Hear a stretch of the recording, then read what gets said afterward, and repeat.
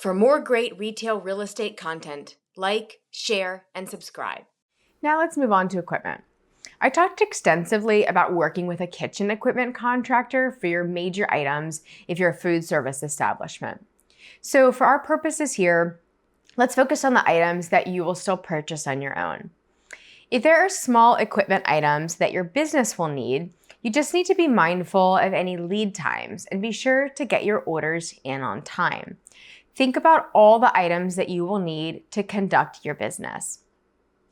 Whatever your retail business, you will need a point of sale system, or POS for short. There are a number of very affordable and customizable cloud-based systems these days, and this is tremendously helpful for retailers. Since in the olden days, POS systems were large, cumbersome, and really time-consuming to manage. Choosing the right system is really of critical importance, since once you're open for business, you do not want to change systems. So let's spend a few minutes talking about POS systems. Regardless of your type of business, you'll need a system that allows you to process sales quickly and accurately and maintain sales information for both tax reporting purposes and operations management. You'll also most likely want to take credit card payments, so you want a system that accepts whatever kind of payments you want to take. A system that offers easy reporting is really helpful for managing your business. Generally speaking, there are two categories of off-the-shelf POS systems that you'll be considering. There are more retail-focused systems built to sell items like clothes, and there are more restaurant-focused systems built for food service with table turns and tipped employees.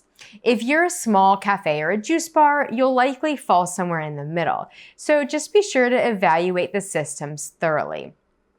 Many off-the-shelf products can ship and arrive to you quickly, but the setup and training process is definitely time-consuming.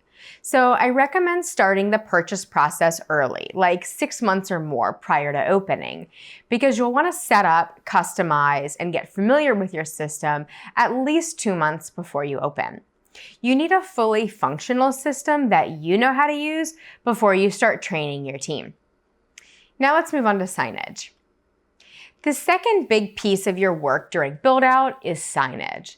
This is a really important piece for two reasons. One, your landlord will most likely have strict requirements for your signage, and two, your jurisdiction will most likely require a sign permit. Both of these facts means that you need approval from other parties before you can even purchase the signage, which in many cases can take 4 weeks or more to fabricate. So let's talk about your landlord first. Generally speaking, your landlord's going to care about whatever is visible from the exterior of their property. So this will include both large exterior signs, any small exterior signs, and large interior signs on your windows, for example.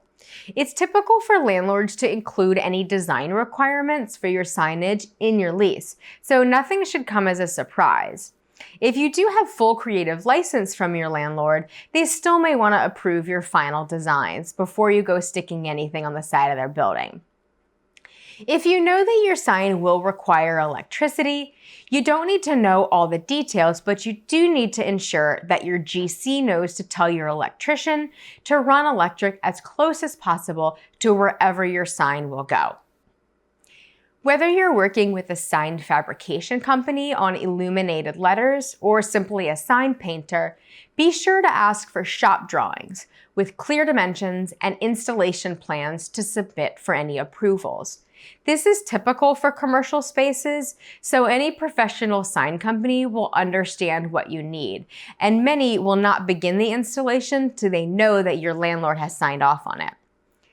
Should your jurisdiction require permits, your sign company should be able to handle that and both advise you on requirements and obtain the permit for you, but you will pay for the permit yourself. Once you've obtained all the necessary approvals, the actual fabrication and installation of illuminated signage can take 4 to 6 weeks, so be sure to budget enough time for this. You really want your sign to be beautiful and shining when you open for business. This is not something you want to remember a month before your opening. After your small equipment and signage, the last set of long lead items that you'll want to order early include specialty decor and art items. A good rule of thumb is that if something is artistic, custom made, or expensive, plan to order it early. Custom light fixtures, wallpapers, murals, specialty tile work, etc. can all have lead times of 10 or 12 weeks. The same points we reviewed earlier regarding small equipment applies here. Be sure to check in any items as soon as they arrive so that you can resolve any issues with the manufacturer. Be sure to keep items stored safely and in climate-controlled conditions if necessary.